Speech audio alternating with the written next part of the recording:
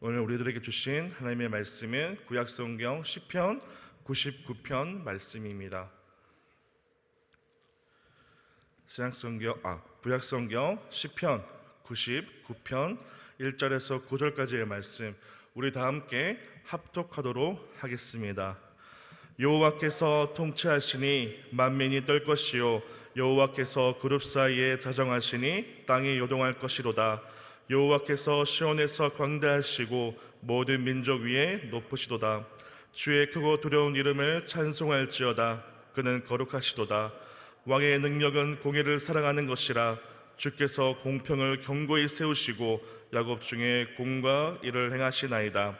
너희는 여호와 우리 하나님을 높여 그 발등상 앞에서 경배할지어다. 그는 거룩하시도다. 그 제사장 중에는 모세와 아론이요 그 이름을 부르는 자 중에는 사무엘이라. 저희가 여호와께 간구함에 응답하셨도다. 여호와께서 구름 기둥에서 저희에게 말씀하시니 저희가 그 주신 증거와 율례를 지켰도다. 여호와 우리 하나님이여, 주께서는 저희에게 응답하셨고 저희 행한 대로 갚기는 하셨으나 저희를 사하신 하나님이시나이다. 너희는 여호와 우리 하나님을 높이고 그 성산에서 경배할지어다. 대저 여호와 우리 하나님은 거룩하시도다. 아멘. 효왕복 교재 함께 보도록 하겠습니다. 효왕복 교재 18페이지입니다. 11월 7일 월요일 시편 99편 효왕복 교재 제목은 좋은 지도자의 능력입니다. 요절 말씀 시편 99편 4절 말씀입니다. 함께 말씀 읽도록 하겠습니다. 왕의 능력은 공의를 사랑하는 것이라. 주께서 공평을 견고히 세우시고 야곱 중에서 공과義를 행하시나이다. 아멘. 본문 말씀도 함께 천천히 읽어보도록 하겠습니다. 사람들은 좋은 지도자가 없다고 말한다. 좋은 지도자가 부족하다고 느끼는 것은 지도자로서 정말 필요한 능력이 없기 때문이다. 본 시편은 우리 인생의 가장 좋은 지도자 되시는 하나님을 통해 지도자가 갖춰야 할 것이 무엇인지 보여준다. 첫째, 공의를 사랑해야 한다. 좋은 지도자가 되기 위해 가장 필요한 능력은 카리스마, 학벌, 재력, 인맥이 아니다. 이것은 세상의 속임수이다. 시인은 왕의 능력은 공의를 사랑하는 것이라고 노래한다. 지도자란 다수의 사람들이 주장하는 것을 따라가는 것이 아니라 진리편에 서서 공의를 이루는 사람이다. 오늘날 진정한 지도자가 없는 것은 끊임없이 죄를 향해 가는 다수의 의견을 맞추려고 하기 때문이다. 사람의 생각이 아니라 하나님의 뜻을 세우는 자가 지도자이다. 둘째, 공의로운 중간 지도자를 세워야 한다. 하나님께서는 백성 가운데 모세, 아론, 사무엘 같은 제사장과 예언자를 세우셨다. 그들은 하나님과 백성 사이를 연결하는 중간 지도자로서 백성의 공의롭게 하도록 지도했다. 이처럼 우리도 사람을 키우고 세워야 한다. 혼자 일하기보다 더불어 일할 때 더 큰 역사가 일어난다. 셋째, 증거와 율례를 세워야 한다. 하나님은 백성에게 무조건 공의를 행하라고 말씀하지 않으셨다. 무엇이 공의인지 알지 못하는 백성에게 공의를 지킬 수 있는 모범안을 제시해 주셨다. 그것이 바로 하나님의 증거와 율례이다. 지도자란 하나님의 말씀에 기초해서 때와 시에 맞는 삶의 지침을 제시해 주어야 한다. 성도는 하나님께서 이 땅에 세우신 지도자이자 왕같은 제사장이다. 성도의 진정한 능력은 귀신을 쫓아내는 것이 아니라 영적 지도자로서 하나님의 말씀을 따라 진리를 행하는 것이다. 아멘. 시편 99편 말씀을 가지고 함께 은혜 나누기 원합니다. 혹시 우리 성도님들 셀럽이라는 말 또 단어들 한번 들어보셨을 것입니다. 셀럽이라는 이 말은 우리말로 표현하면 쉽게 말해서 유명인이라는 뜻을 가지고 있습니다. 즉 누구나 따라하고 싶은 정도의 유명 인사들 또는 유행을 이끄는 트렌드를 말하고 합니다. 그래서 분명히 우리들이 살아가는 삶 가운데 유명한 사람들을 보면서 저 사람들의 삶을 따라가고 싶기도 하고 한 번쯤 살아가 보고 싶기도 한 그 마음을 품고 살아간다는 것이죠. 그래서 우리 마음속에 저 사람은 나의 영웅이야, 아니면 나의 롤 모델이야 라는 그런 분들이 분명히 있을 것입니다. 언론사에서 해마다 10대, 20대들에게 이런 조사를 한다고 합니다. 가장 닮고 싶은 사람은 누구인가 라고 이렇게 질문을 던진다고 합니다. 그래서 2022년에 보면은 보통 그 전에 불과 한 5년 전만 하더라도 유명 인사는 쉽게 말해서 영향을 줄 수 있는 사람, 그 사람의 그 기준 가운데, 세상 가운데, 삶 가운데 그 자리에 차지한 사람들 그 삶 가운데서 영향력을 끼치는 사람으로 해서 닮고 싶은 사람의 기준이 되었었는데, 요즘에는 잘 모르겠습니다. 그 기준이 부의 기준, 물질의 기준이 되어서 보게 되면 빌 게이츠, 아니면 일론 머스크, 아니면 BTS, 아니면 또 손흥민이라는 그런 선수들, 각자의 자리에서 분명히 빛을 발하고 있습니다. 너무나 잘 살고 있고요, 너무나 또 영향을 주는 사람들이죠. 하지만 기준은 부와 물질의 기준되어서 우리가 닮고 싶어 한다는 거죠. 그래서 많은 사람들은 그 사람의 삶을 한번 살아보고 싶다, 그 부도 한번 누려보고 싶고, 그 사람들 그 자리에서, 최고의 자리에서 한번 누려보고 싶은 삶을 우리가 쫓아가고 생각한다는 겁니다. 그런데 우리가 그 모습을 보고 살아갈 때 분명히 닮고 싶고 배워야 할 부분들도 분명히 있습니다. 그래서 그렇게 부를 많이 또 노력해서 가져서 많은 사람들에게 나누어 주고 베풀어 줄 수 있고, 내가 선 자리에서 최고가 되어서 내가 세상에 영향을 끼치는 그런 자리를 원하고, 그러기 위해서 노력하며 산다는 것이죠. 그래서 내 마음속에는 한 명쯤은, 아니면 또 다수의 인물이 분명히 있다는 것입니다. 그렇다면 우리 신앙인, 우리는 어떤 사람을 닮기를 원하시고 어떤 인물을 쫓아서 그렇게 살기를 원하고 계시는지요? 믿음의 길을 걸어간 신앙의 선배들 중에서 이 가슴 속에 깊이 담아두고 그 사람의 행동의 모델들, 그 사람의 마음들, 그 사람들의 하나님을 향한 그 마음들을 담고 싶어하는 마음이 분명히 있다는 겁니다. 여기 계신 저와 우리 성도님들께서도 분명히 가슴속에 성경의 인물 중에서, 하나님을 쫓아가는 사람들 중에서 내가 닮고 싶고 내가 그 삶을 한번 쫓아가서 살아가 보고 싶다라고 한 명씩 마음에 품고 생각하면서 신앙생활을 한다는 겁니다.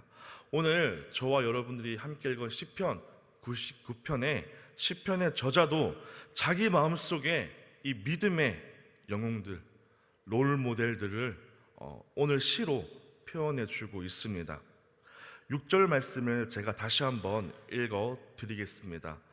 그 제사장 중에는 모세와 아론이요, 그 이름을 부르는 자 중에는 사무엘이라, 저희가 여호와께 간구함에 응답하셨도다. 아멘. 시인이 가슴에 품고 있는 신앙의 롤 모델은 바로 모세와 아론, 그리고 사무엘이었습니다. 출애굽의 영웅이었던 모세와 아론, 그리고 사사시대 왕정시대를 이어주는 마지막 사사였던 사무엘, 도대체 이 사람들의 어떤 공통점이 있었기에 시인은 그들을 닮고 싶어 했을까요? 오늘 말씀 6절 끝에 보면 그들이 여호와께 간구함에 응답하셨도다라고 기록되어 있습니다. 시인은 지금 간절하게 기도를 드리고 있는 모습이라고 할 수 있습니다. 기도하는 사람이 가지고 있는 간절한 소망은 내 기도가 하나님께 온전히 상달되기 원하는 것이고, 하나님이 내가 드리는 기도를 하나도 땅에 떨어뜨리지 아니하시고 온전히 받아주시기를 소원한다는 것입니다. 그런 면에서 모세와 아론과 사무엘은 시인이 보기에도 하나님이 그들의 기도를 다 받아주셨고, 하나도 땅에 떨어뜨리지 않고 응답해 주셨던 분들입니다. 그래서 이 세 분이 시인에게는 믿음의 롤모델이 되었던 것입니다. 모세와 아론의 기도를 하나님은 적극적으로 응답해 주셨다는 것이죠. 한번 보겠습니다. 출애굽 당시에 바닷길을 내셨고 사막에도 길을 내셨지 않습니까? 모세가 기도하면 하늘에서 만나와 메추라기를 주셨고 그 단단한 반석에서 물도 내셨습니다.